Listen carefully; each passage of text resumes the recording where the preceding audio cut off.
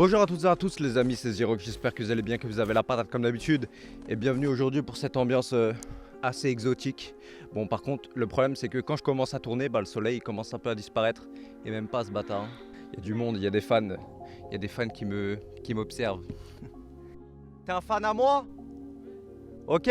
Parfois j'ai des fans comme ça qui passent. Mais en tout cas j'espère que vous allez kiffer le nouveau fond pour les threads. Bon il n'y aura pas ça tout le temps parce que là il fait beau, tu vois, j'en profite. Mais sinon voilà.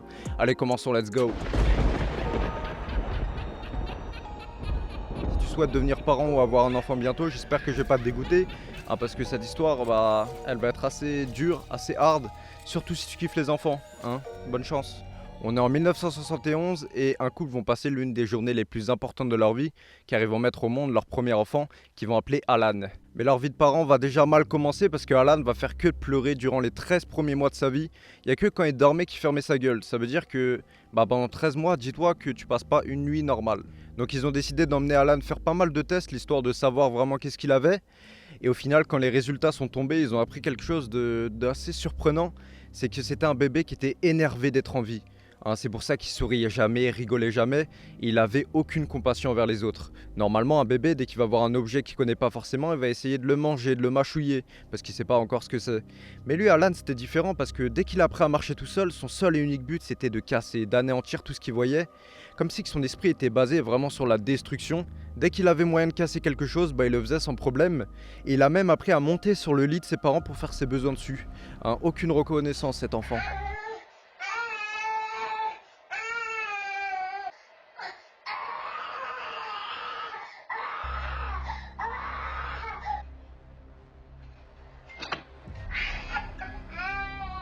C'est pas grave, c'est seulement un bébé, il va s'assagir en grandissant. Si je vous fais ce thread, c'est qu'il va pas s'assagir les gars, soyez pas naïfs s'il vous plaît. Au fil du temps, Alan il va commencer à grandir et ses parents derrière ils vont être forcés de l'inscrire dans une école primaire. Mais il restait jamais très longtemps, jamais plus d'une semaine, il a déjà été viré 2 fois parce qu'il crachait et frappait sur ses camarades sans même qu'on lui adresse la parole. Malheureusement, Alan, il n'avait pas forcément envie de coopérer, même si ses parents ils faisaient vraiment tout leur possible pour que Alan soit le plus normal possible, même s'il était classé de malveillant. Mais du coup, ils l'ont inscrit dans une école spécialisée avec un suivi de psychologue. Et honnêtement, il était quand même bien suivi et bien sûr loin de ses camarades pour pas qu'il blesse quelqu'un ou qu'il fasse de dingueries. Mais en tout cas, des cas comme ça dans la vraie vie, les gars, il y en a beaucoup. On le sait pas forcément, mais il y en a quand même pas mal et c'est quelque chose qui existe. Mais avec le temps, c'était vraiment de pire en pire à un point que son père a fermé la cuisine avec un cadenas. Pas pour qu'il aille prendre des haribots ou des chocolats pour les cacher sous son lit, non, parce qu'il récupérait des couteaux.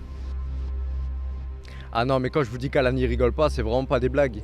C'est seulement à l'âge de 10 ans qu'il va réussir à récupérer un couteau et à poignarder la hanche de son père. Et son père, il va garder vraiment la cicatrice durant toute sa vie, je pense. Après, heureusement qu'il avait quand même une force d'enfant, parce que sinon, je sais pas comment il aurait fini par contre. Et la suite, elle est vraiment pas plus joyeuse, car il va crever l'œil d'un chien avec une broche à barbecue et cramer la queue d'un chat avec un briquet qu'il avait trouvé par terre. Il est quand même hard ce petit, Enfin là, clairement, personne pouvait le nier, mais ce petit, c'était réellement un psychopathe avec de pensées très noires et très sombres. Même ses parents, ils le savaient, mais bon, c'était leur fils, ils n'avaient pas le choix. Mais c'était pas au bout de leur surprise parce que sa femme va tomber enceinte. Et je pense que vous avez compris, mais dans leur cas, c'était réellement pas une bonne nouvelle. Comment tu veux éduquer un bébé alors que son grand frère ne pense qu'à tuer, qu'à détruire? C'est pas possible. Et même, qui dit que le nouveau bébé ne sera pas comme lui? Déjà, c'est super dur à gérer, donc 2, comment ça se passe? C'était vraiment la panique dans leur tête, ils ont même pensé carrément à avorter. Mais dans ce thread, on est en 1971, et à cette période-là, c'était pas aussi facile d'avorter que maintenant.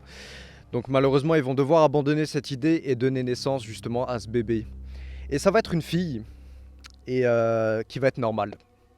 La seule bonne nouvelle de l'histoire, c'est ça. Bien sûr, après, t'inquiète, je les signe, je finis. En tout cas, les parents seront quand même contents et vont bien s'occuper de leur fille, en laissant un peu Alan de côté. Bon, je pense pas que ça soit la meilleure solution dans ces cas-là, mais il y a un moment, faut quand même les comprendre. À ce moment-là, Alan, il avait déjà 15 ans et ses seules discussions qu'il avait avec ses parents, c'était des menaces de mort, des menaces de viol. Et ça partait souvent en fugue, ce qui faisait le bonheur de ses parents parce qu'ils pouvaient enfin s'occuper de leur fille tranquillement sans qu'ils le fassent chier. Ça se fait pas, mais c'est vrai. Mais pendant une nuit, les parents ils vont entendre leur fille pleurer, mais de façon quand même anormale. C'était plus des cris de panique que des cris de pleurs habituels. Donc ils vont quand même décider de se rendre dans la chambre et deviner qui était là.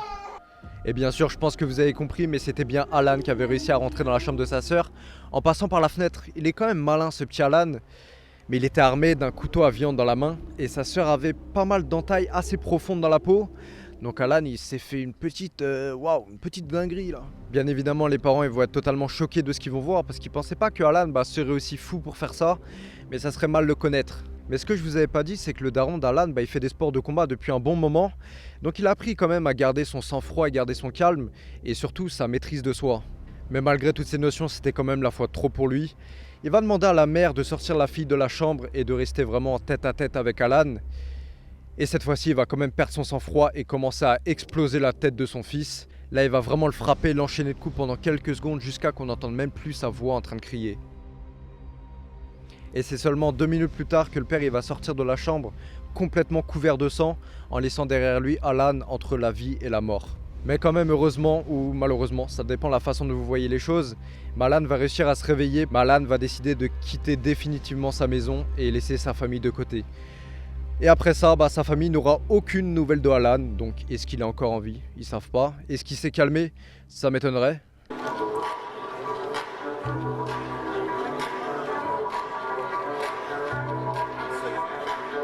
Mais bon, malgré tout ça, la mère, elle se sentira quand même un petit peu responsable de ne pas avoir intervenu face à cet acte. Mais voilà, malheureusement, c'est la vie, on peut rien y faire. Et ça paraît quand même hard comme genre d'histoire, mais je vous jure que ça existe bel et bien dans la vraie vie. Et j'en suis sûr que c'est pas la seule histoire qui existe de ce genre. C'est des choses qui arrivent et c'est des réalités un peu dures à comprendre. Mais c'est comme ça. En tout cas, ça va être la fin de cette histoire. J'espère que vous avez kiffé. Moi, j'ai adoré. Si vous voulez plus de threads de ce genre dans des espaces un peu plus extérieurs. En tout cas, si vous avez kiffé, n'hésitez pas à liker et vous abonner à la chaîne. Ça ferait toujours plaisir. Et j'espère que vous avez kiffé cette petite histoire. On se retrouve très bientôt pour de prochaines vidéos. D'ici là, portez-vous bien. Bye. Tchuss. Yeah. Time out.